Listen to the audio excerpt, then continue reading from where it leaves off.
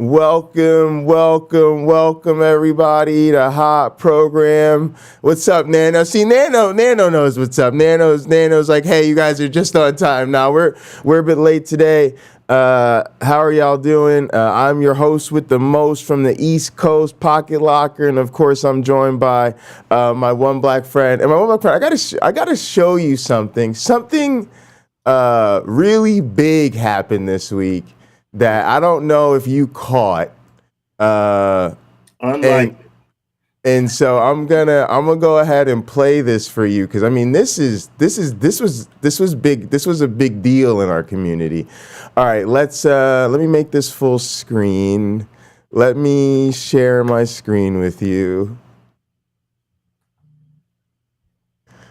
All right, let's unmute this. Turn up the volume because nobody's gonna be able to hear that. All right. Boom. Here we go. Now, folks, we've got what view did you go to? That view's lame. Do this one instead. All right, here we go, my OneBlack Friend. All right, let's see what's going on because I can't hear anything. All right, that means probably that my audio device has been switched. Oh, yes. I have so Can you hear him? I just paused it to see if you can hear him. Yeah, I hear them. Mm-hmm. All right, great. many black friends. I get you guys mixed up. Oh. You're so many one black friend. I love it. No, there's Jay, there's you, Lamar, and there's my one black, the real one black friend. You know who I'm talking about? Nope. Did he even tell me his real name? Nope, No. probably not. No. Wasn't he? Okay, what do you have to say? What are things that bother you? I'll make this real quick. All right. So that was the thing, Is that another my one black friend? That's Lamar. Yeah, that's one of Pine Creek's other rare, black callers. But Cameron, one of our mods, hit me up and said, "Oh, you got to hear this. Doug mentioned, you as a," and so I wanted to share that with you. We made Pine Creek's short list. Something. Yeah, we made a short list of black friends. So not all is lost. The highest form of success has been achieved. So the thing I wanted to talk about this week is stuff that we just can't seem to get away from. And one of the mistakes I've learned that I've made in the past is sort of talking about current events a little bit too late, right? Like it's no longer current. Like that was the thing we were all raging about last week. You should have talked about it last week. So I thought this week would be a good week to talk about, everything that's going on with the Supreme Court. All right, what are you, guys, what's going on with my audio? They said there's something sounding off with my audio. Leaning heavily on the comment section for things like this. You sound fine to me, but again, only in one ear. So YouTube Punk, he's coming through in my left ear of my headphones. It might just be that I have too much gain on this channel. I'll worry about it later. I'll tune it down. Okay, Nano says it sounds good. Sounds good. Okay. You see, all that needs to happen is Nano's listening to it in both ears. Yeah, exactly. So it has like his right ear, because normally I listen with one ear only. Yeah, normally I'll check it out. It's so weird, dude. I spent literally all day yesterday checking sound on a test account. Like literally that's all I did. I spent like 8 hours literally streaming to no one just so I could test the sound. So you do that. Yep, I turned down the gain just a tad. That's exactly what I did. Thanks for describing it. That was my first guest. But yeah, thanks for letting us know. And they said my one black friend sounds fine. All right, good. Yeah, it's not a lack of testing, folks. Jesus, I spent all day testing this stuff. All right, so let me pull up the thing I have pulled up. I just got to see. I had two things pulled up. One of them is better than the other, and we'll go with the better one. Okay, maybe this is it. Yes. Okay, this is the one. All right, let me pull this up. So I'm going to share my screen again. All right, y'all. This is where the title of the episode comes from. Wait, hold on. I'm on the wrong thing. Go on this thing. Do that. Y'all see that? The YOLO court is how University of Michigan law professor Leah Littman describes them. You only live once. All right, so let's talk about the YOLO court, right? Because that was our title for today. And we're just going to go with what is going on, right? So just to briefly catch everybody up in case you don't pay attention to the politics and all that stuff, is this current Supreme Court is coming to the end of their term. And as such, they've released their kind of flurry of last minute opinions before they dip dive and socialize, all right, for the rest of the summer. And, this court has been controversial for many years, actually, right? Because it started with sort of Roberts' appointment and, George Bush didn't really win the popular election. So people weren't too high on John Roberts. And then since then, right, we've had Obama's nominee. They kind of blocked. We'll use blocked for now. I'm trying to keep it PG. And then, they snuck in a couple of Trump appointees, but remember, Trump didn't win the popular election. Either time. Right. Actually, he lost the second election many times over.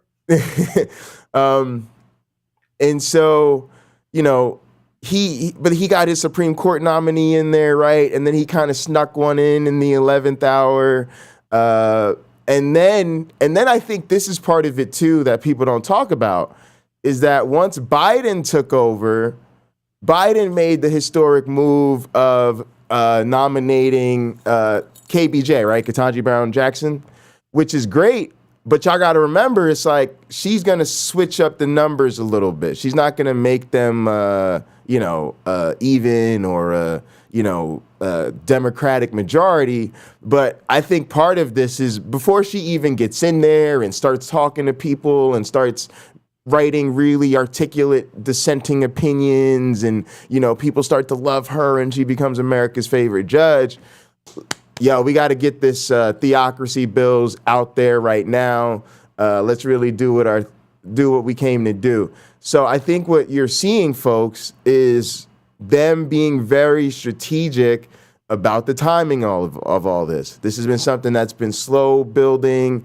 The Roe versus Wade thing in particular for 50 years, but this sort of strategic pro-religion wave of, opinions, right, is definitely something that at least for the last couple terms in the last few years, these people have been working towards very aggressively, right? You got to remember one of the big promises that got Trump the support of the conservatives who otherwise would never support somebody like Donald Trump was the promise to only nominate pro-choice judges, and that's exactly what he did. All right. So this article, not going to read the whole thing. Obviously, if you want to, head over to the Washington Post. But I'm going to grab some highlights that allow us to sort of be the basis of our conversation for today. So first, the avalanche of change achieved by Supreme Court's conservative majority this term spans the breadth of American life, and its work draws comparisons to the most momentous decisions in the court's history. In a signature moment, erasing the constitutional right to abortion extended by the court nearly 50 years ago in Roe v. Wade would have been enough to highlight the term. The court's ruling in Dobbs versus Jackson Women's Health Organization was the rare decision whose impact was felt within hours as Republican-led states began prohibiting elective abortions and will play out over years. But the justices of what scholars say is one of the most conservative courts in decades did far more than that. They continued a string of victories for conservative religious groups that dismantle the old rules regarding the role of religion in public life. After a decade of Supreme Court inaction, they expanded Second Amendment jurisprudence to bless the right to carry a weapon outside the home And in a final flourish, the court's dominant 6-justice block limited the ability of government agencies to issue sweeping regulations of health, safety, and the environment without specific authorization from Congress. Going into the term, the biggest question was not so much in what direction the court was headed, but how quickly it was traveling, said Gregory G. Garr, who represented George W. Bush's administration at the Supreme Court. Now we know, fast. With Justice Thomas, 74, the oldest member of the coalition, and Amy Coney Barrett, the youngest, at 50, the term should be seen as much as the beginning of an era at the court as the culmination of years of work to solidify a conservative majority. Already, the court has decided to revisit next term whether universities can use race as one factor in making admission decisions, something previous Supreme Court have allowed repeatedly. It will decide whether a designer of wedding websites can tell same-sex couples she will not work for them. The dispute is billed as a free speech case, but was spurred by the designer's religious beliefs about marriage. And as the justice split for parts unknown Thursday, they dropped another bombshell. They will consider a case that could radically change the way states set rules for federal elections, giving state legislatures almost total control over drawing the congressional districts in which candidates run and the rules of voting, even if state courts think they violate the state constitution. So more, got to make that gerrymandering easier, and here we go. The YOLO court is how University of Michigan law professor Leah M. Littman describes it. You only live once. So we've got some other stuff I want to briefly mention, which is, in addition to this, there's also been the case involving the coach who was like praying at the 50-yard line for the high school football games, and they asked him to stop, and he was eventually, they didn't renew his contract. They said, he didn't do a great job. They didn't really like his performance. So he wasn't even fired for that, but he sued basically because they asked him not to do it, right? And they've sort of sided with him, even though he was praying loudly and in public and, using it as sort of the culmination of the big football game, which anybody knows high school football knows Friday Night Lights. That's a huge thing going on in the community. It's like turning the school into a church. And it certainly isn't a private thing. Go ahead, my one black friend. I just wanted to set us up and it's all yours. Thank you. Je dois reprendre le cours de français. I'm going to have to reserve French lessons. It's been good. Been good living in the United States. It's been really good to me. They are no longer united. This is a target-rich environment, as they say. Jesus, who is no stranger to controversy or the Old Testament, who I don't even think existed, but as we clearly know, many people are very convinced he did, said in Matthew chapter 6, be careful not to practice your righteousness in front of others to be seen by them. If you do, you will have no reward from your Father in heaven. Oh, fudge. Let's go back to it. Okay. So when you give to the needy, do not announce it with trumpets as the hypocrites do, or in the synagogues and on the streets to be honored by others. Truly, I tell you, they have received their reward in full. But when you give to the needy, do not let your left hand know what your right hand is doing, so that your giving may be in secret. Then your Father who sees what is done in secret will reward you. Prayer. Verse 5, and when you pray, do not be like the hypocrites, for they love to pray standing in the synagogues and on the street corners and to be seen by others. Truly, I tell you, they have received their reward in full. But when you pray, go into your room, close the door, and pray to your Father who is unseen. Then your Father who sees what is done in secret will reward you. And when you pray, do not keep on babbling like pagans, for they will be heard because of their many words. Do not be like them, for your Father knows what you need before you ask him. Again, here is another instance where the Bible clearly contradicts Christian culture in America. It literally says do the opposite thing. Yes. Yes. And it doesn't matter. When I tell people that it is irrelevant what the Bible actually intends or said, I get people who just don't believe me. But things like this happen. It's right there. I didn't write that. Right. This is not in need of interpretation. This is very plain language. Even in the King James, it sounds slightly prettier, but it's saying the same thing. Jesus, if he existed, and let's be honest, I didn't. Suspect. It's pretty sus. Pretty sus. Pretty sus. Pretty sus. Yeah, if I had an intro today, a man who says there's a sus. Jesus. For sure. We got to go with that. The man who puts the sus in Jesus. I like that. But for certain, it is clear that the Bible, which is the authority, I don't know that Jesus existed, but the Bible does. Exactly. It says don't do what this coach was doing. It is literally saying that's all you get, buddy. So if he wasn't a coach that had a rather winning record with the team, and I don't know what his record was, he might be the best coach ever. His team might have lost every game, but wow, he really inspired those kids, which might be more valuable than winning the game. Right. Making better people.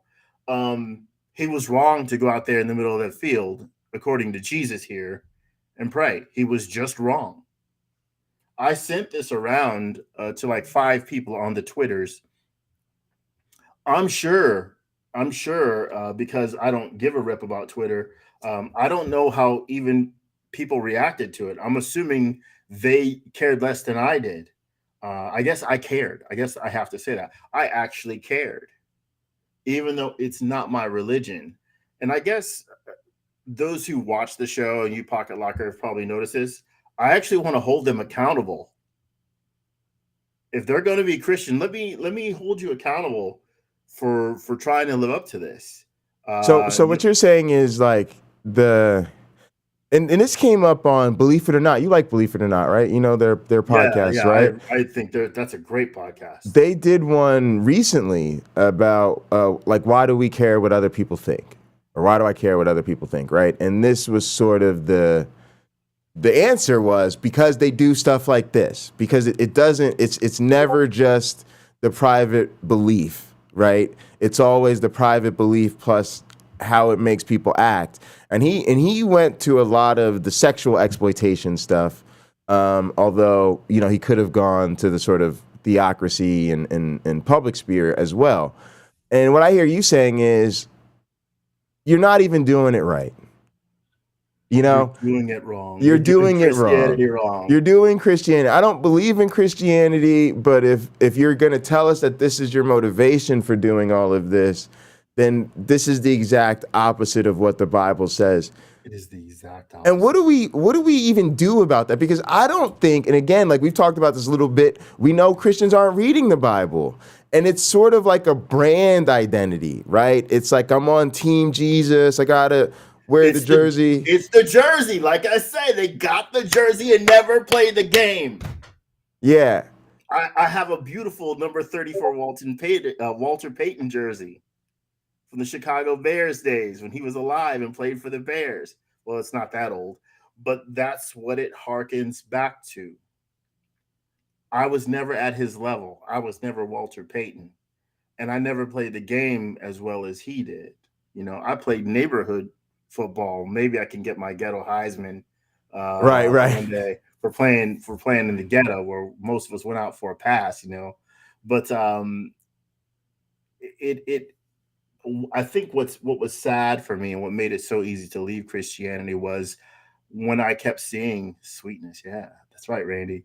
When I kept seeing how little it actually mattered. Let me just give an anecdote. So it was my turn to speak in church when give my testimony, if you will, on 9/11, 2001, when those guys hit the towers and the towers fell. And I said to the minister, I think it's more important that you talk about what happened today. And his reply was, no, give your testimony. And I was like, how can you be serious? This is one of the most devastating things that will happen in the lifetimes of the people in that room. Right. No. I'm supposed to tell them like I struggle with masturbation. Other than Right. I'm all right. Yeah. I don't really need to steal from anybody or anything. Right. That's not my way. I don't want anybody dead or anything like that. I don't have enemies. I'm gainfully employed, made more than most of the people in that room. That's all right. And yet those people didn't know what kind of America they were going to get after that day. Neither did I. But it was more important for me to talk about the things I struggle with. And I'm like, I can't believe he's serious. Well, during the Believe It or Not podcast, one of the things they showed was a priest who was asked, like a Catholic priest actually, who was asked to like address all of the, sexual controversies in the church and stuff like that. And his response was literally like, well, I really shouldn't do that because if I did that at this point, I'd just be virtue signaling. And I'm looking at him like, bro, you're a Catholic priest. Like that's virtue. Virtue signaling is your job. You saw that? Yeah, the whole thing is virtue signaling. It's spiking the football day after day. Virtue signaling. Yeah, and they're like, no, I can't. Catholic priest. But that's the thing. They never want to take a stand, and it's kind of the same thing I felt. And this was one of my slights on the liberal Christianity. It's one of my slights against even my mother and my family's faith is, like you said, the preaching. When stuff happens that is changing our world, that is changing our safety, taking our rights, like literally like do or die, knuckle up time, right? There's nothing to be said. But if you're, rubbing the old wishing stone too much or having sex with your, fiance before you marry her, or, God forbid, God forbid you should do something like that, or, eating the wrong foods or whatever, hey, we got to have an intervention. We really ought to talk about this. Let's pray on this person. Let's lay hands on them, all of this stuff. But if they're not willing to take a vaccine in the middle of a pandemic, no, we don't really have anything to say about that. Oh, they trying to overthrow the government? Yeah, we don't want to talk about that in church, do we? We don't want to talk about that in church. I can start bringing those scriptures out right now. Take that darn vaccine, because the government's saying take the vaccine. You got to trust the government. That's in Romans, right? Don't overthrow the government. That's in Romans. God put those people there. He didn't tell you to take over. He put those people there. That's God's will that they're there. Sorry, don't like Fauci. But God wants Fauci there. Right. The moment God doesn't want Fauci there, Fauci will either retire, drop dead, or quit, or be fired. That's it. So the question for me is, how many sermons are you going to hear about it? How many sermons are going to be preached about that? How many sermons are going to talk about, how? Because I admit, Roe v. Wade decision is awful. I think a lot of liberal Christians don't support it. How many of your churches will preach about it? The answer, in my opinion, again, I'm not going to be there this week, is very, very few. How many are going to preach against the pastor, praying in public and go to the same scriptures? You didn't give them not one, but you had 4 or 5 scriptures right there that they could go to. Right there. Mm-hmm. They're right there. They're right there. They won't. Right? And so for me, that is a huge, huge part of this. Go ahead. I reached out to Sean McDowell via Twitter, which I'm impressed that something like this exists, quite honestly. If it didn't exist, well, actually, why didn't Jesus make this 2,000 years ago? What up, BS? What up, Tux? James, we see you guys. Appreciate y'all. On 6/24, Sean McDowell, no dummy, wrote, Roe is overturned. Amazing. He didn't put an exclamation point on there. I honestly never thought I would see this day. Didn't think he'd live that long. To which my reply to him was, would you be willing to adopt an unwanted child and pay higher taxes to cover the cost of raising and educated unwanted children? Sean McDowell, not flinching. Good on him. Whether I would or not is irrelevant to the fact that abortion unjustly ends the life of a preborn human being. And my internal immediate reaction to that is, dude, again, here's another person. He's supposed to what? Defend the father, right? Yeah. He's supposed to care for the fatherless and the widow. And he doesn't answer my question. Whether I would or not is irrelevant. It's not irrelevant. His homeboy, Jesus, there were shirts. Jesus is my homeboy. I saw them. He's supposed to be accountable to that kid and look after that kid. I love He's Casey. supposed to be willing to invite that kid into his home and feed and care and take care of that kid and educate that kid. He's supposed to be at that level. Like I said to Rebecca, if Jesus came down, he would be mistaking me for a Christian. He would be. He's like, wait a minute. You're not one of my people. Like, no, dude, I didn't even think you were real. Right. By the way, can you turn this into like zero sugar root beer? Actually, heal my diabetes. Yeah, seriously. Seriously. I love Casey A. Randy's comment that they treat the Bible like I do. They just ignore it.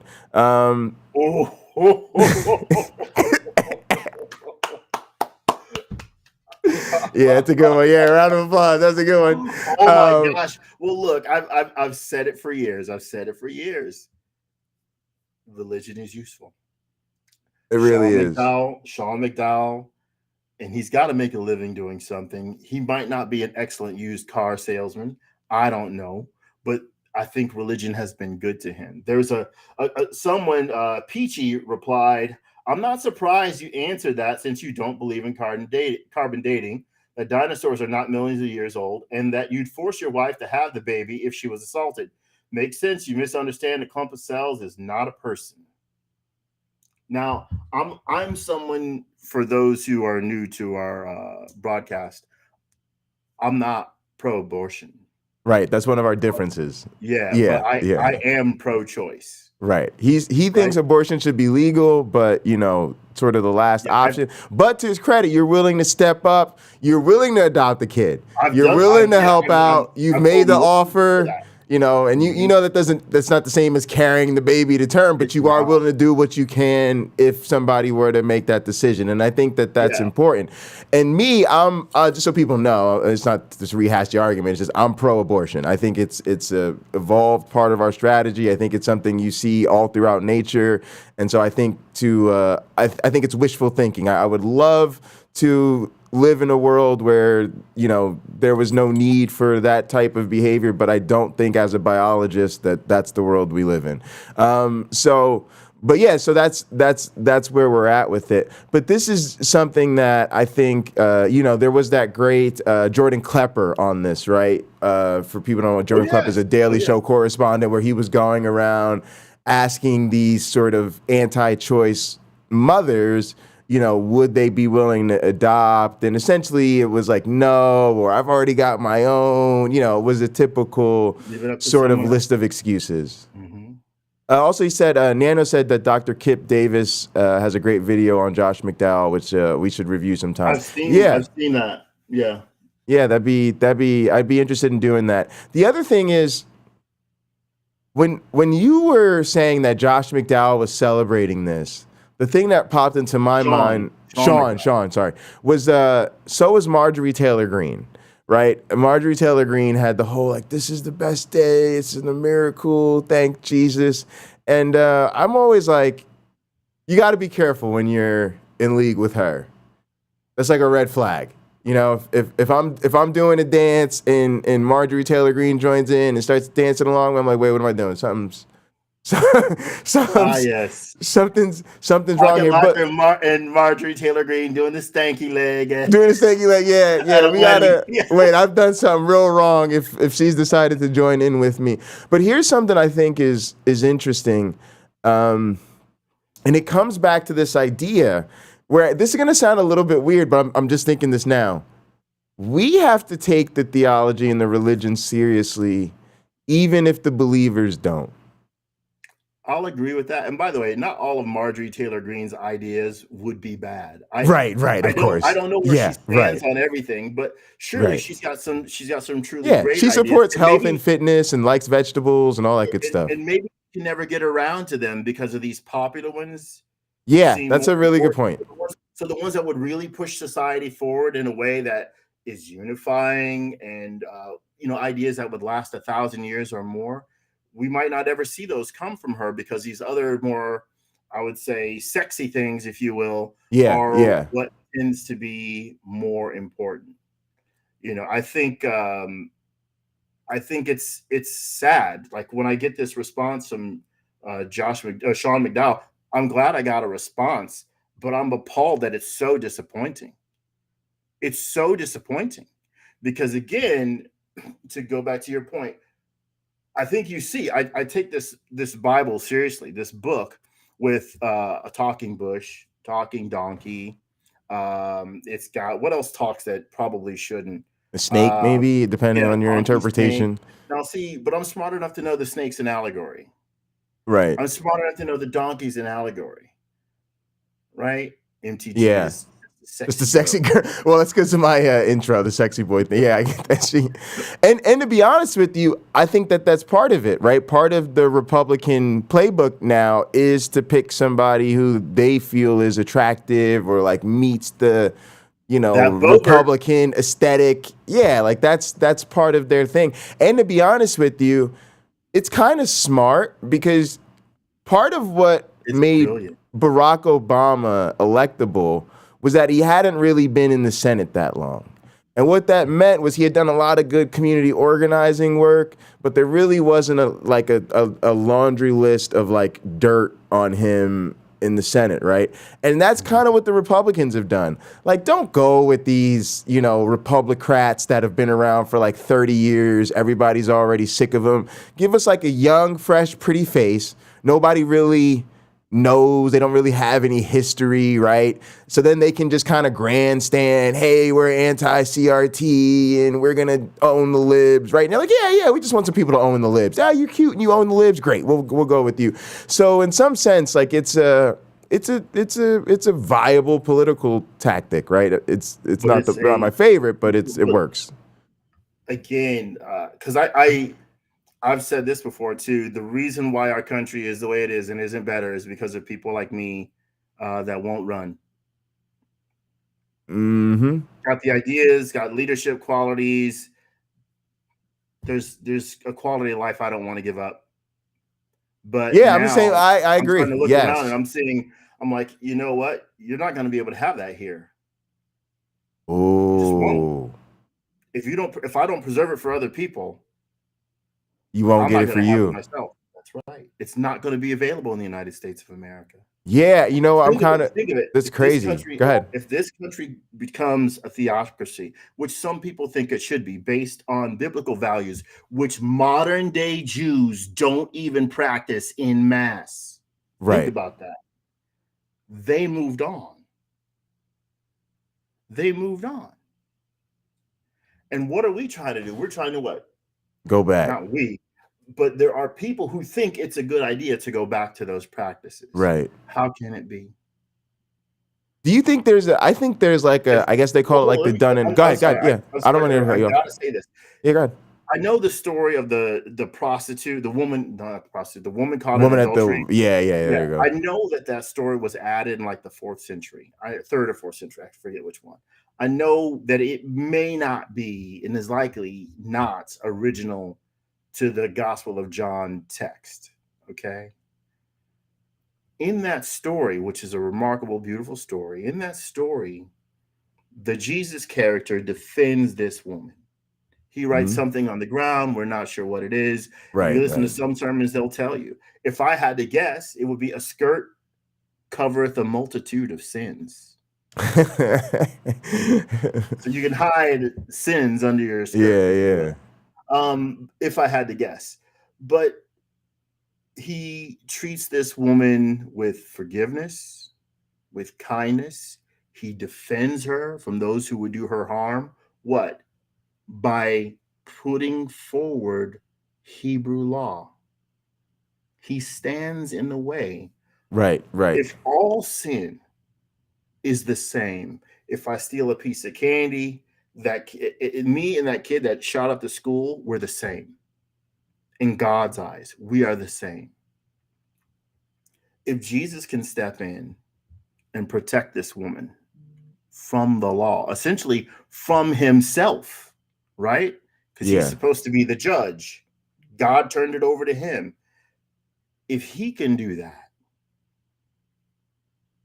then why do you see a need to make some of those old Hebrew laws in the United States? Yeah, I'll agree. It's not cool to murder. It's not. It's not cool to steal. It's not. Yeah, so this gets quickly. There was a question earlier that I really wanted to address, but kind of just, the conversation moved on, which was but this kind of brings it back up. How do I avoid eye rolling when I'm attending a church service, especially if I'm playing? Sleep, like a lot of people do. Sleep, right? Yeah. Sit near the back and sleep. One, I kind of know it's kind of my, it's my job to stay focused and be attentive. The other thing is I tend to like stay in the back and like in the zone, right? So if the pastor just starts going off on a tangent, I'm just like, all right, let's think about the songs I got to close this thing out with. I kind of distract myself. But the real answer I want to give is speaking to this whole issue of taking this seriously. I see it as a tremendous opportunity. I often make jokes with people. I say, you're not about that cult life. What you got to remember, for me, this is like the people who disagree with me the most, who are on the other side of these things, saying, hey, Jay, come join us. Come see how it's like on the inside. I got a spot for you on stage. Look, you could play drums.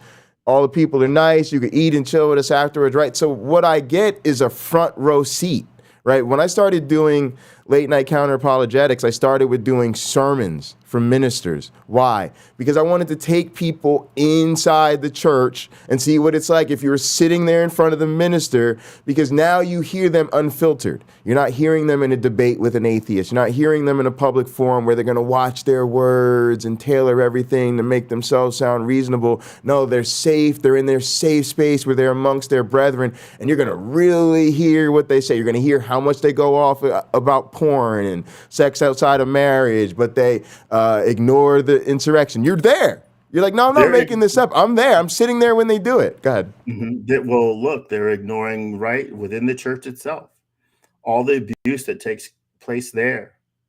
I've heard stories of people having sex in the church, a minister having a number of women in the church that were not his wife available to him sexually. Right. We've all seen scandals where some minister is having sex with an underage child, male or female, in their congregation. We've heard these stories.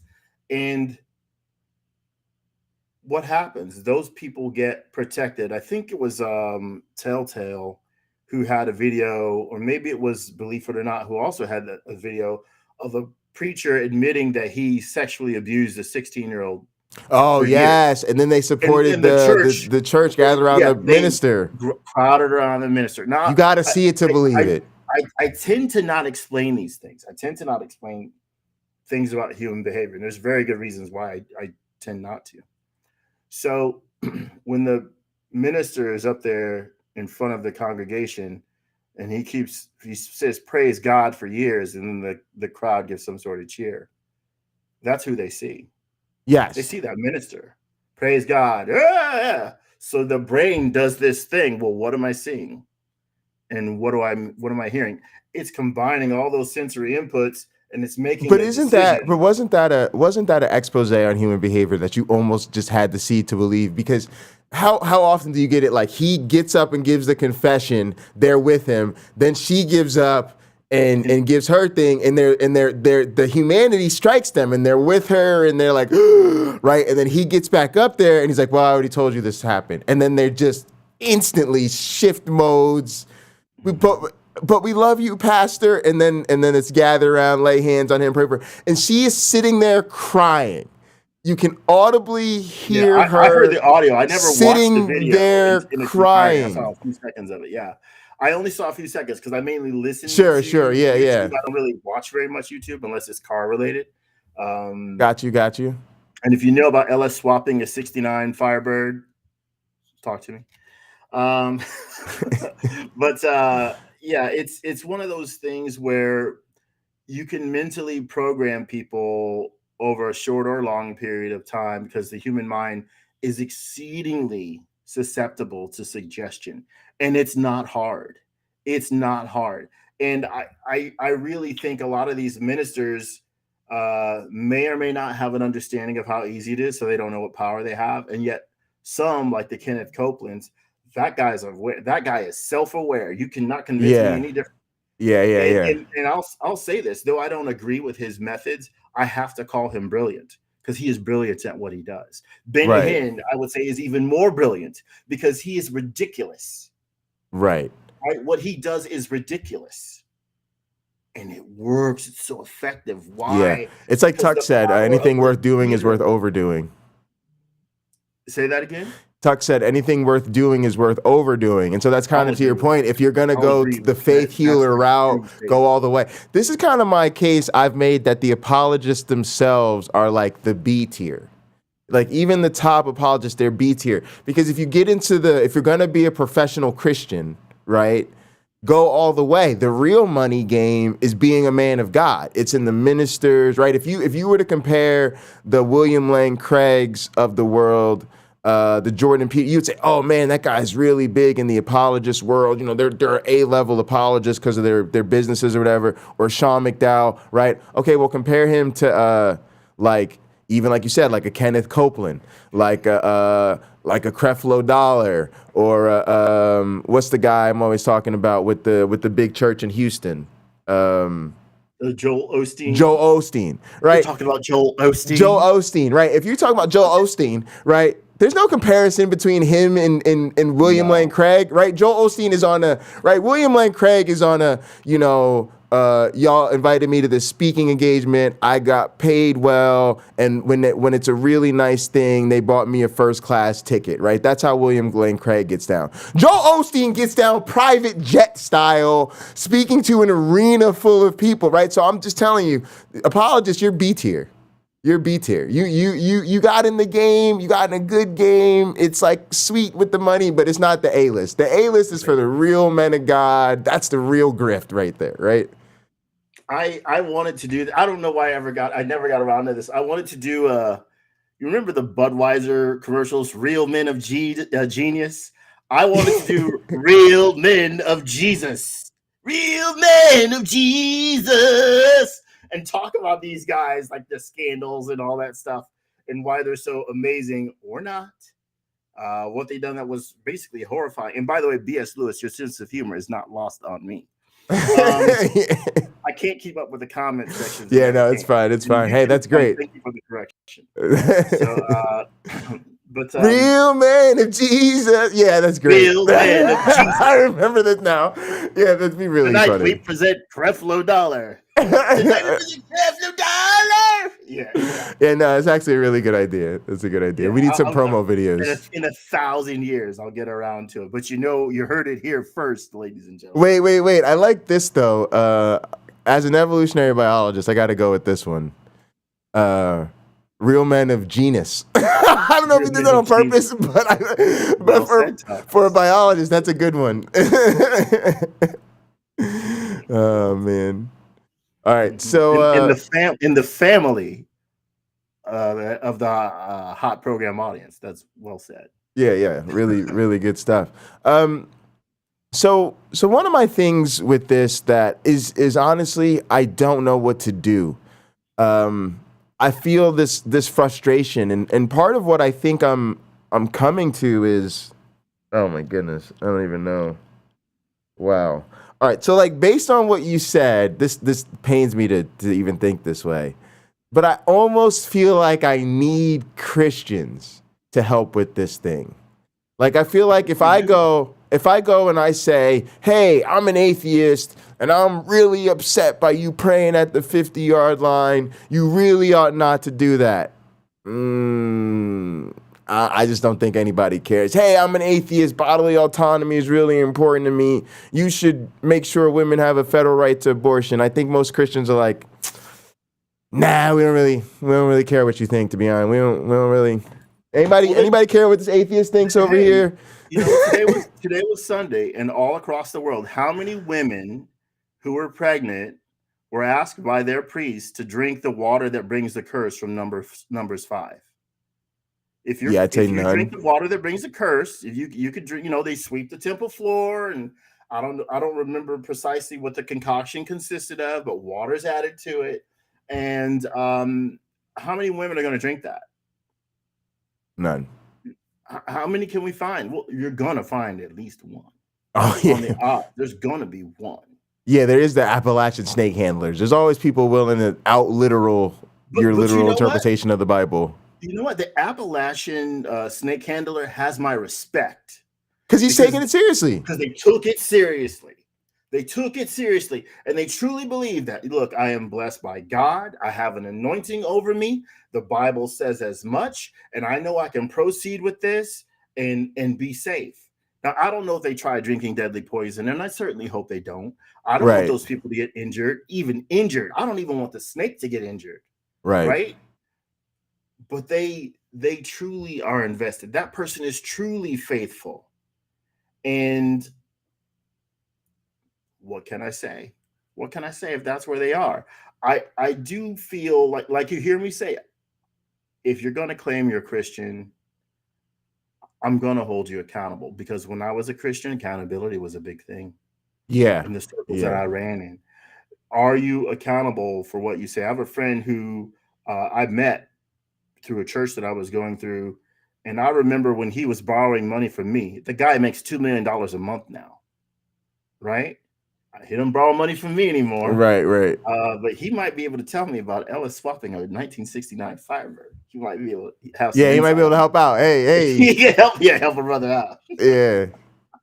I would gladly take his help. Right. I actually have a project that I'm working on for him that I need to finish.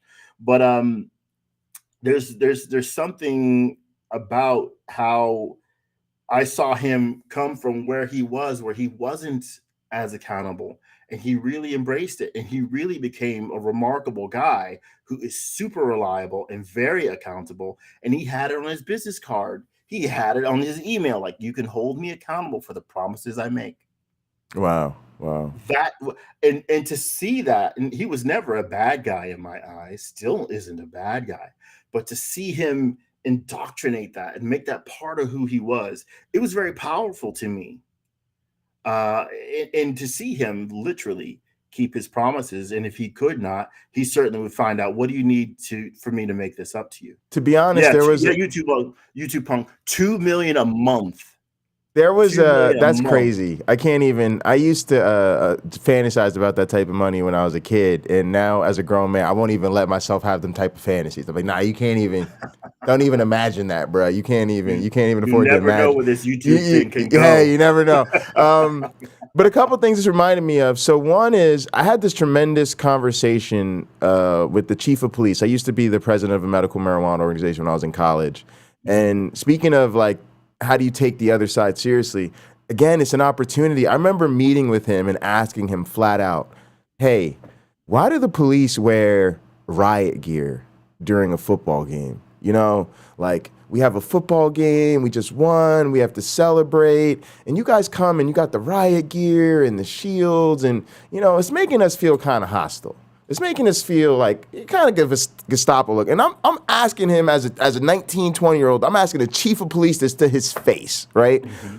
He says to me, well, you know, I've been doing this for many years, and after you have to place a call to a family and explain that the officer is in critical condition because some student dropped a bottle on their head from a third-floor building, I'm like, yeah, so them helmets are real essential, I see, right? In other words, being able to put myself in the position, talk to the other side, take it seriously, he blew my mind. And what he just like, here, let me drop a little police chief reality on you. Yeah.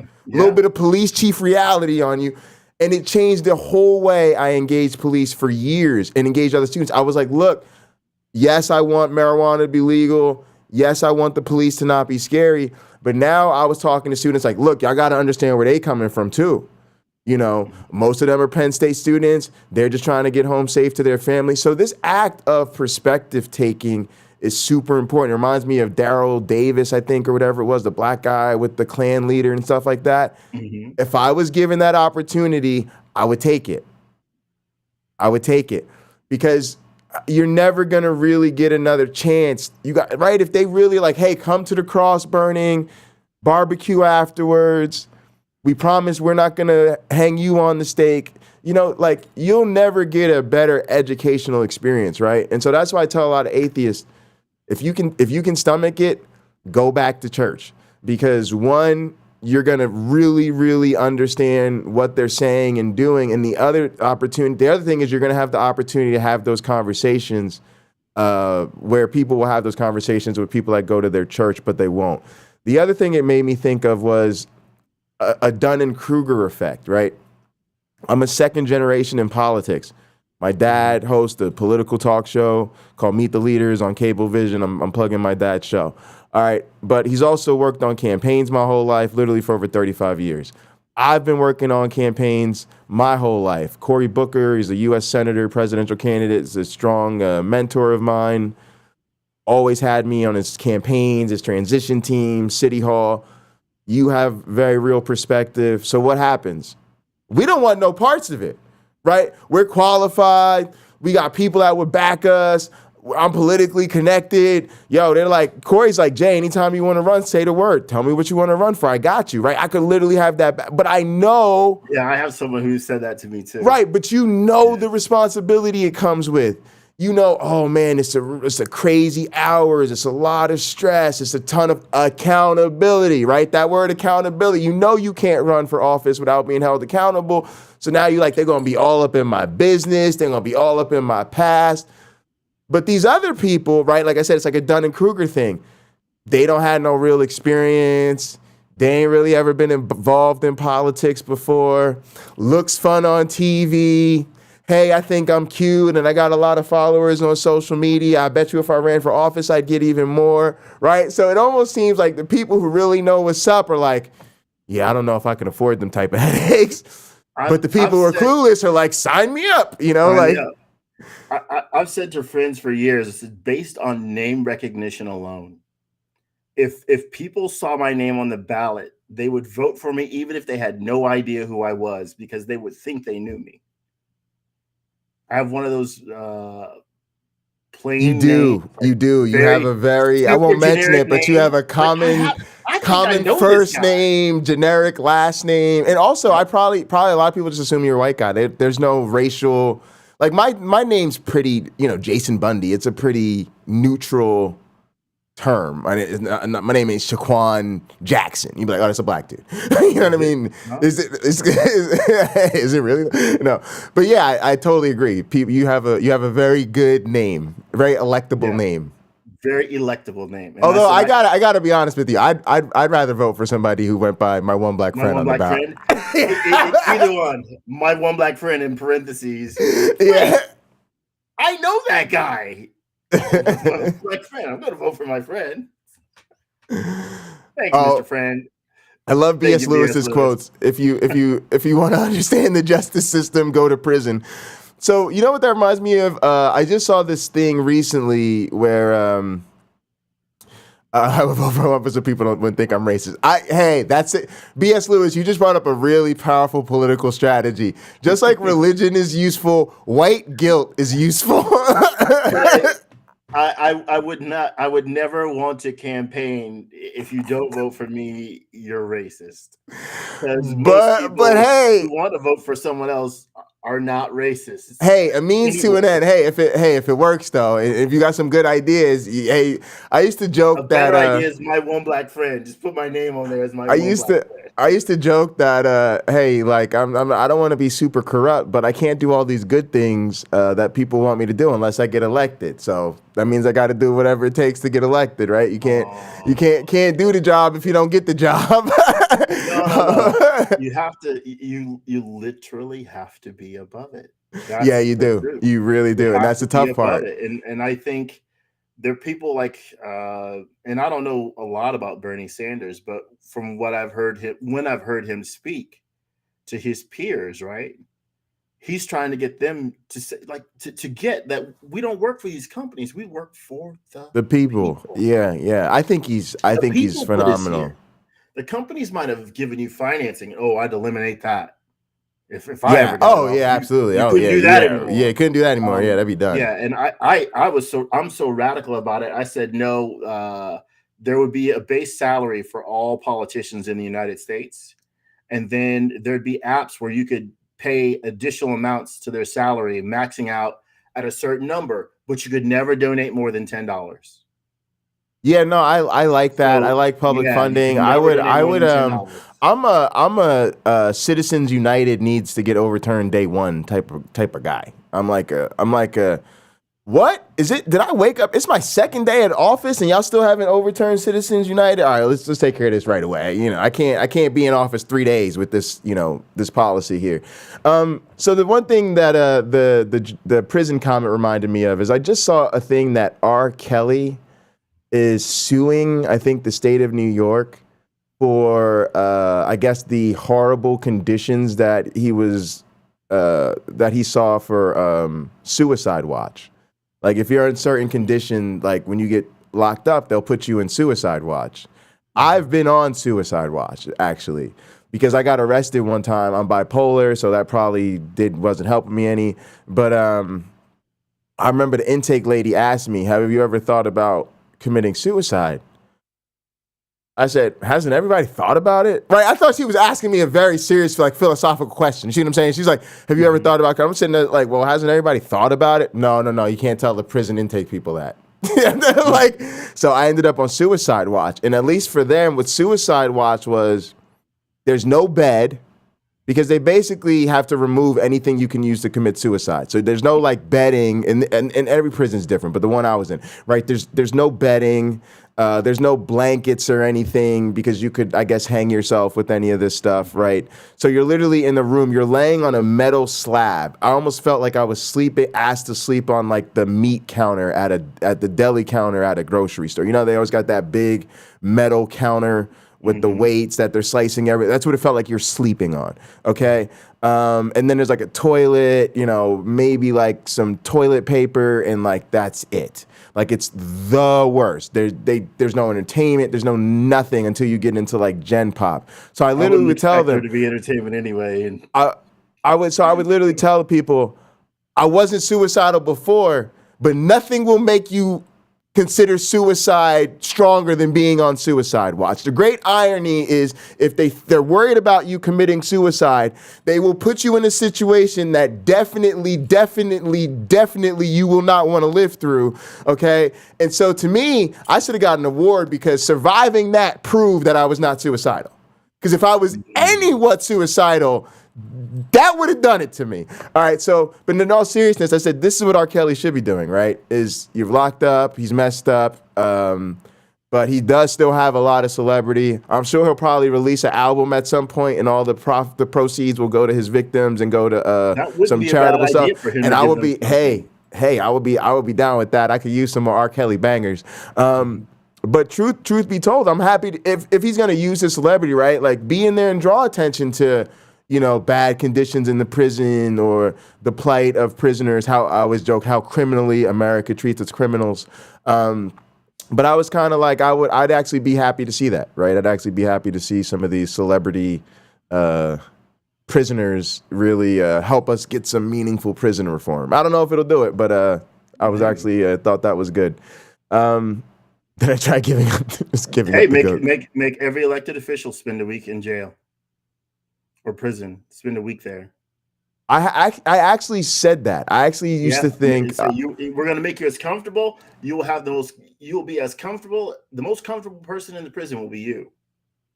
But you just have to be here because you can't help but to see what it's like for other people. Yeah, I used to say this a lot. I used to joke because I wanted to be a prosecutor even after all that. That's what I was training for in the city of Newark. And, you know, I would joke that I would say I'm trying to learn the system from all sides. Right.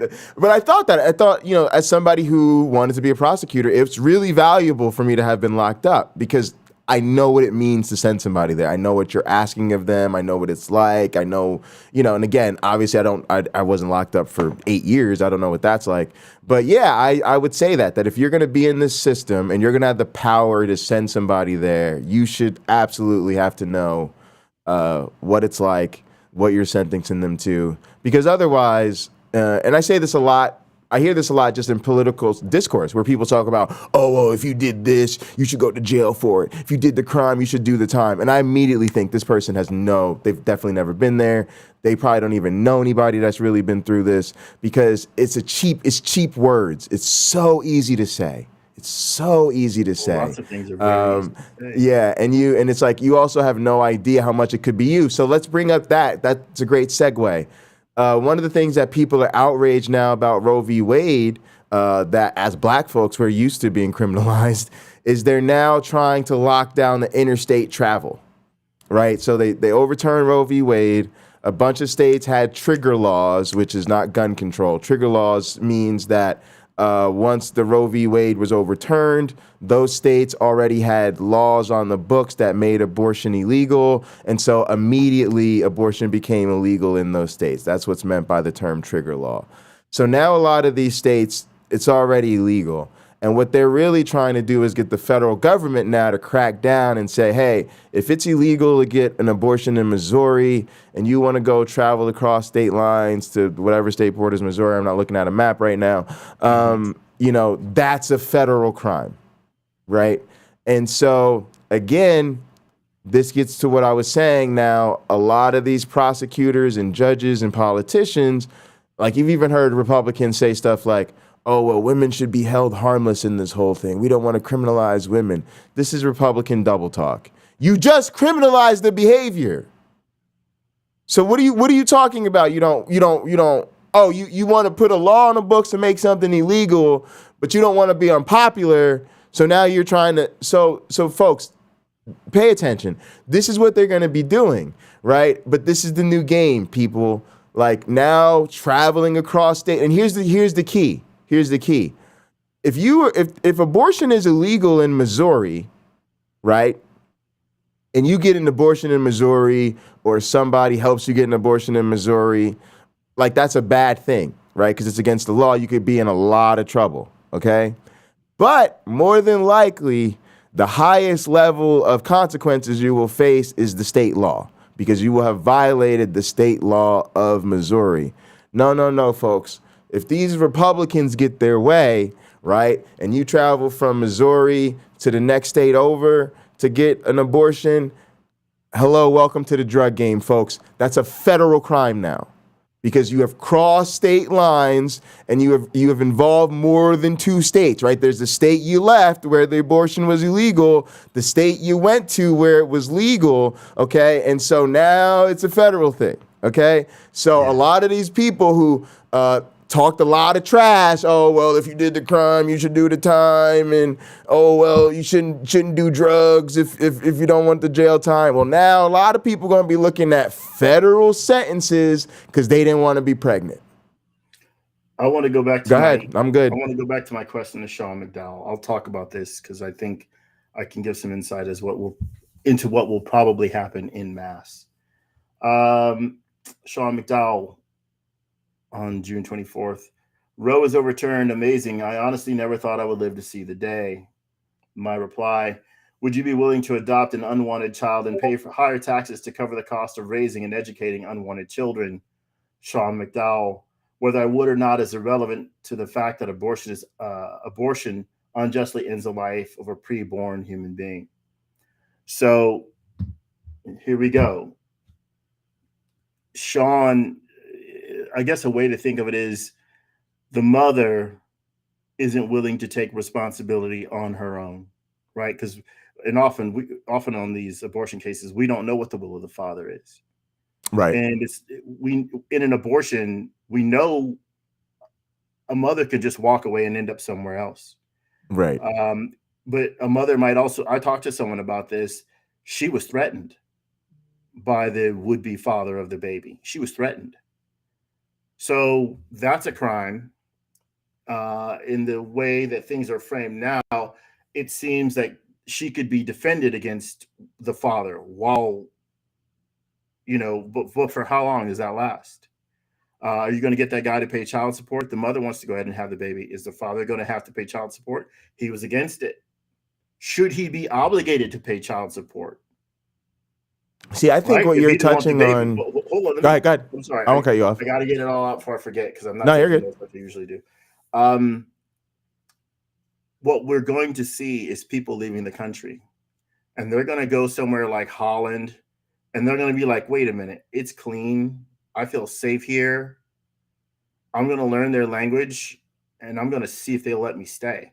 Because they probably weren't a corporate person making $140,000 a year. They probably were working at Target. Or else this wouldn't have been an issue. Yeah. Likely they would have been happy to have their kid and buy their kid Gucci things. But it's probably somebody working at Starbucks, Target, with no job at all, not making a lot. And they just use their credit card to fly to another country and stay in a hostel and get an abortion there. And then when they realize, well, if this is an English-speaking country, why don't I just see if I can start all over here? And they'll probably be welcomed to stay, or they'll start dating someone in that country, and then they won't have to leave. Why? Because they have a place to stay. They can get a job working on the side and completely be hidden from government. Like when I was in Bulgaria, I was amazed at the number of people that had been there 20 or 30 years with no immigration paperwork other than their visa to get in. And they live there now. They have families there now. They just stayed. Bulgaria is pretty wonderful when I was there, I have to say. But it wasn't a stress situation. They weren't worried. The government wasn't breathing down their neck. They're just chilling. And some of them had jobs where their income was reported and things like that. The ones I worked with did, but they told me about people like, they're off the books. They get their money off the books and they stay. We know that happens here. Right. Because people come here seeking. But the problem is when it happens here is they really will crack down on it and deport you and all this other nonsense because we're crazy. But I guess my point is that method of making it a federal crime will save some lives. And then there are going to be people who lose family. They'll never see their family member again because they'll go to Canada. Yeah. No, I see what you're saying. Someplace like Canada, or they'll go to Canada is probably the easiest place to go to because you're still close to home. Your family you're kind of convenient geographically to them still.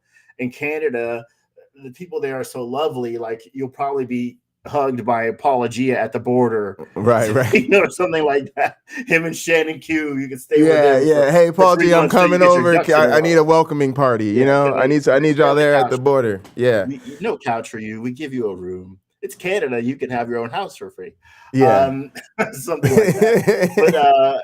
But, I think that's what we're going to see. People are going to be leaving for that reason. So this brought up a couple things. Number one is I always say they're attacking all of our reproductive rights. And I really think that even the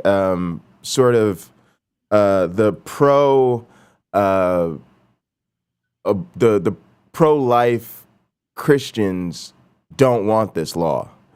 I think a lot of times, because it takes away everybody's reproductive rights. So I think a lot of times now, if you are a pastor and you get your secretary knocked up, or you're an apologist and you have an affair, right? To be honest, I think you want that person to be able to have the right to terminate that pregnancy, and they no longer do. Hang on, I gotta just exit Discord over here because it keeps beeping in my ear. It's quite annoying. All right, so that's kind of my take on that, right? So number one is this really affects everybody. And I think a lot of, like you brought up with the child support, right? So when I was doing like political stuff in Newark, this was one of my big issues. And I had an uncle who passed, but he had he has like 9 or 10 different kids. Almost all by different women, right? And he was a professional church musician, so all these women were choir, churchy women of God, supposedly, right? But some of these kids, we didn't find out about till they were 9, 12, 13, 15, right? And what would happen is, you know, since my grandparents are kind of like well-to-do and they retired nicely and they lived in the suburbs and they ran the church, right? It was kind of like, oh, times get hard, you know, try to get in there with the priesters, right? Like, you know, there'll be some support for your kid. But we felt like my mom, myself, and we felt like we had to protect our grandparents, protect my uncle, because it felt like, you know, people were just coming up out of the woodworks, and then all of a sudden they're demanding, you know, child support and all of this stuff. And it's like the family felt like we're kind of being exploited here. These people, you know, they didn't care to be part of the family for the first 10 years of this kid's life. We had no idea they existed. They fall upon financial hard times. Now all of a sudden they want us to support them. And we didn't like that. But to your point, those were his kids. And what my mom started to do, and like I said, he's passed, but she kept telling him, you need to take a paternity test. You need to take a paternity test. Because because my family's too Christian. If you show up to the house and you say, hey, this is Jason's baby, you know, to my grandparents, they're going to take care of it. They're not going to make you get a test or whatever, right? Because they don't think like that. They think like they're too godly, right? So they think, oh, God brought us another grandchild. We can't deny it. That's our grandkid, right? My point is to say all of this is it's not just women who are going to be forced into parenthood. You're going to have a woman who's forced into parenthood. You're going to have a guy who did not want the baby or would not want the baby or would not tolerate. They're going to have a falling out. She's not even going to tell him she's pregnant, probably, right? She's pissed. She's dealing with this on her own. Oh, shit, now she can't get an abortion, so she has the baby. 9, 10 years later, she decides, hey, look, this raising a kid by myself thing's a little tougher than I wanted to. Hey, that really steady job I had at the grocery store, you know, I just got replaced by one of them self-checkout machines. You know, hey, times are hard. I need to hit him up. Now he gets hit up not just for the child support currently and going forward. He gets hit with what the court calls rears. The court goes, no, you owe her like 10 years of child support. You ain't been paying. So now you got to pay that. And here's something women don't like to hear me say. But it's true. As a result of your bodily autonomy and the fact that you, this has just changed. But prior, when Roe v. Wade was the thing, the big difference was that a woman's freedom was never at stake. Right? A woman could say, I want to have the baby, and she could have the baby. And if the man didn't want to have the baby, he could end up having to pay child support. If he doesn't pay child support on the baby he doesn't want, he can go to jail. Okay? Now the situation has messed the whole thing up, where if the woman wants to get rid of the baby, she could be criminalized for wanting to get rid of the baby, right? So now she will keep a baby she doesn't want. Well, now she's now forced to have a baby that the man doesn't want. And so by having that, like, he could get criminalized later if he's not supporting the baby that she didn't even want to begin with. Like, people don't realize it's a mess for everybody. Go ahead. Look, in California, and I don't know how it is the rest of the country, you could go take your newborn baby and turn that baby in at the police station, at the fire station, and say, yeah, I just had this kid and I don't want her. So is there something I need to sign? Because I'm not leaving here with her. And they are supposed to take possession of the child. Then a social worker is called up who gets someone who will be a foster parent to that baby until that baby is found a home. They do that in Los Angeles. And right. I mentioned when I had went to the program to learn more about the adoption program, there weren't enough children in the system for all the people that wanted to adopt them. That's fantastic. Yeah, of course.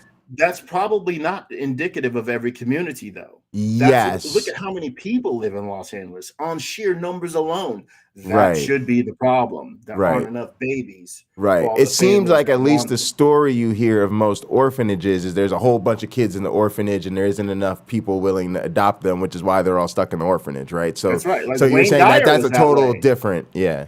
Well, maybe not Wayne Dyer, the Chicken Soup for the Soul guy. I forget his name. I met that guy, and he told me like he was in an orphanage, and he thought they had it pretty good in the orphanage. They could do what they Right. want, Right. that sort of thing.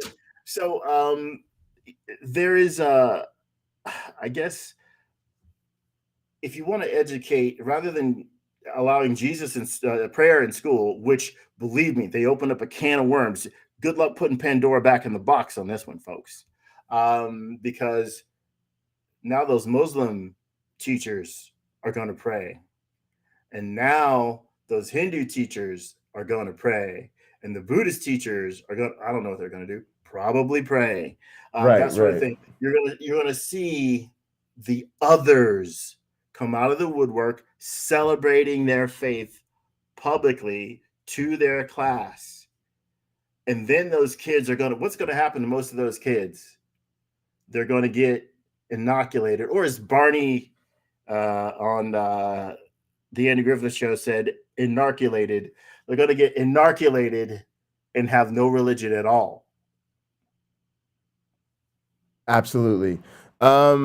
This is I love this example too. There's already been a 10-year-old who had to go to another state to get an abortion. They called her every type of whore in the book. I mean, what do you even say in a case like this? Like, how is this even reality? See, and what's the rest of that story? Was this child abused? They're 10. I mean, I don't think there's a way that they weren't, right? There's no way in which they weren't. The details have to matter.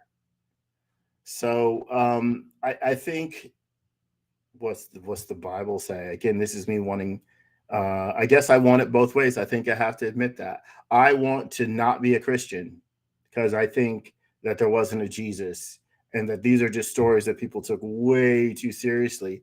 And yet at the same time, the people who believe there was a Jesus and they say they follow him didn't take him seriously enough. I think I have to admit that. I want it both ways. Right. I guess that's just a sad fact.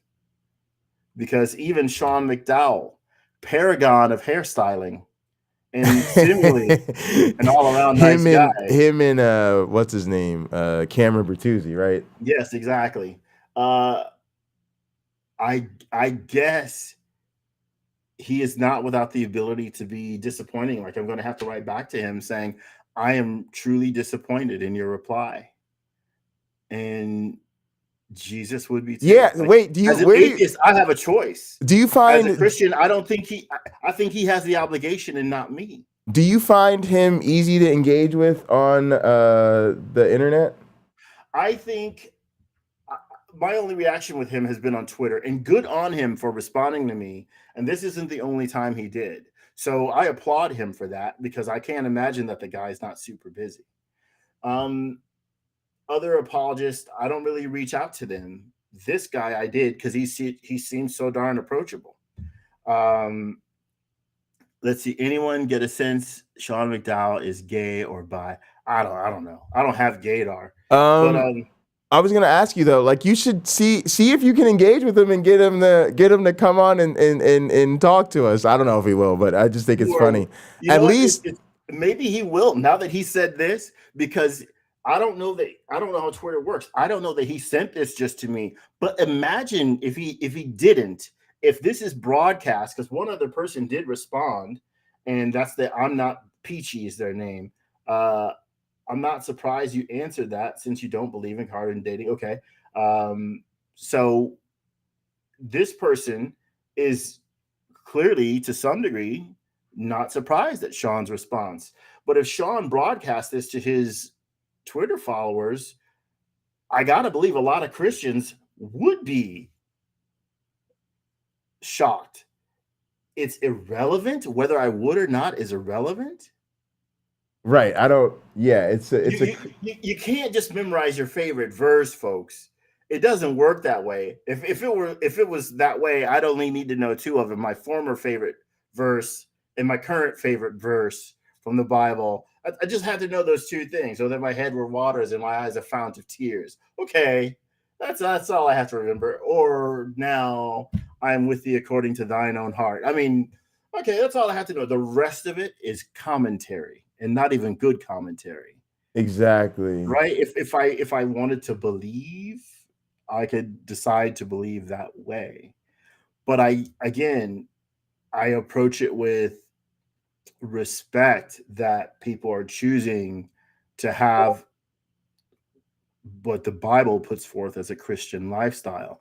I think I need to get over that. All right, can you give me? Hang on one second. My one black friend. Hang on one sec. All right, Satan's little helper. Something recently is going on. So something that's happened is that we've had a lot of bots coming through with like spammy links, and so there are certain words that the bot now will time you out for using, and whore is one of them. So what needs to happen, Satan's little helper, is I'll add you to a list of approved users, and when you're on the list of approved users, the bot won't filter out your words anymore. So don't take that personally. Just give me a sec. I had to figure out which channel you're on. I think you're on the Pocketlocker86 channel. Just make sure your next comment is fine, and I'll add you to the approved user list. That goes for anybody else out there. Like those of you that are regulars, once we know you're a regular, I'll add you to our approved user list. You'll be able to say whatever you want on YouTube, but it helps us keep the bots out. So it's literally not to get rid of you guys. That's why I made it so it doesn't ban you. It'll just put you in timeout. So Satan's little helper, just let me know, and I'll add you to the approved users list. And give me a minute over the next couple weeks. I'll add everybody else to the approved users list as well. All right, cool. Did you say be right back, my one black friend? Yes. Go ahead. Or should I say, be right black? Yeah. Yeah, go ahead and we'll wrap when you get back. Yeah, so I appreciate all you guys. We'll probably wrap shortly after my one black friend gets back, just to let you guys know about what else is going on. I will be live streaming from OBS on the Pocketlocker86 channel, probably starting around 5:30 today. I just have to get some stuff set up and switched over so I can live stream from my PS4. Tonight at, let me pick a time. I guess we'll go with 11.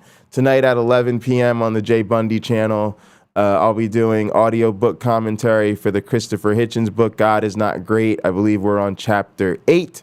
So again, that'll be 11 p.m. Eastern on the Jay Bundy channel. And I'll also live stream that on the Pocketlocker86 channel. So if you're over there, you can just hang out. And then after that, I'll probably do an after party. And mostly for that, I'll be working on behind the scenes stuff. Like perfect examples, I need to get my One Black Friends restream access hooked up. I need to get the bot going for Hot Program. Probably need to tweak some stuff. Maybe I'll remove horror from the filtered words list and stuff like that. I don't want it timing out our regular users. Oh, you're dead inside. Great. Thank you so much, Satan's little helper. And like I said, I'll make sure I add you to the approved user list. What we basically, just so you guys see how my content is going, we've had a lot of bots. We've had a lot of jerkers and people hack into the Discord and pretend to be me and send perverted pictures and sexual links. And, I try not to be deterred by that stuff. So the black hearts, I love that. So what I've trying to cultivate is like a members only vibe, right? Where if you go in the Discord, the way my Discord will be set up is that, the bots are on every channel, exactly. So the Discord will be set up when you join the Discord, you'll be on a probationary role. You won't be able to do anything other than read the rules and react to the rules, and then you'll become a guest, in which case you'll have incredibly limited access until one of us makes you a member. And once you become a member, you can do whatever you want pretty much. And we'll do our channels the same way. We know a lot of the regulars. We see you guys on other channels. We interact with you throughout the week on various channels and other podcasts and stuff like that. So we'll add you guys to the approved user list. You can have fun in the chat and say whatever you want. But bots and people that are new, one, they have to subscribe to the channel before they can comment. They got to be subscribed, I think, for 5 or 20 minutes or something like that. And then there's a bunch of filtered words that if you use basically foul words or dirty language, you'll get timed out. And that allows us to sort of prevent the bots and people spamming our chat until we know them and they're trusted. And as you guys can see, for the most part, our chat's been a lot cleaner today. We haven't had any spam links or bots and stuff like that. So we're still tweaking. The other thing I want to do is quickly thank my MyOneBlack Friend, Tux, No Name. I'm really into the streaming stuff. I'm really into the technology. I actually find it fun to deal with the technology challenges. Most of my co-hosts don't. But making a better streaming experience for you guys, improving our content requires change, right? Like I can't make things better or make things work smoother without changing how things work. And so I always am throwing new change at my co-hosts and stuff, and they kind of roll with it. And it takes some time because every time you change something, it takes a little bit of time to get it worked out and get it smooth. And so I just want to thank everybody for their patience with me, and being, just kind of rocking with us and being flexible. And we are trying to get everything worked out so it's smooth and that we're promptly starting the show at 3:30 every Sunday. We want to be regular for you guys so you can kind of count on us and get us locked into your schedules there. But now that my MyOneBlack Friend is back, I'll ask him to any thoughts. I have a 5:30, so I want to go ahead and close this out, but I'm going to turn the floor over to you to, you got a few minutes, whatever you want to say. Sure, and thank you. I'll have to watch some, if you would be kind, send me some tutorials on YouTube on how to do all this. Yeah, we'll get the restream thing going. Yeah, no worries. It's a great idea. I had to send someone, I guess, warning for us all. As a teenager, I was the one who always helped out my elders with technology and things like that to help them understand it and use it. And I couldn't figure out why they don't get it. And just yesterday, I sent someone with money via an app that has 3 options: send money, request money, or look at your activity. Right. And this person could not figure out how to request money from me. I'm like, but it's just one of the 3 options. Right. You should be seeing. She still just didn't have an easy time with it. And then here I am today fussing with Restream because Restream has very few options. And there I was unable to pick one that would get me here. So thank you, Pocketlocker, for sending me an invite. And I just want to say to our audience, as you get older, take up the technological challenge and figure these things out. Figure out what you're going to need, and don't be afraid of them, and don't be so old school that you don't want to do it. And I think I had my experience with that today, because I'm telling myself, you know what, figure this out for yourself, because it may be useful otherwise. And Pocketlocker pointed out that I could start the show early or log in, whatever, and maybe I have technical difficulties that I could figure out in that time. And one of the commenters who gets there early could straighten me out, like, hey, I can't hear you, your volume's off, or you're on mute, or something like that, I think I need to embrace that that's an opportunity that I have. So I guess I should say that in addition to prayer in school, public prayer, we know the thoughts of Jesus on that one. If he existed, he was against it, but it doesn't matter because he's just some Yahoo from back in the day and irrelevant until you're dead and in line for judgment. When you're in the queue, if he doesn't see you on that OnlyFans list, you're in trouble. But as far as the abortion debate goes, if you know someone who's had an abortion and they're willing to talk about what they went through, it could be a good thing to listen to them just so you have perspective. Many of you have heard me say about one topic or another, my opinions are still forming on that one. This one, my opinions are not still forming. Like I have, yeah, Sure. I have very strong opinions, and I've had them for a long time, but still at a distance, to be completely fair. I've had friends who have had abortions, and they tell me about it, and I look at their face. Not my friend who was a prostitute.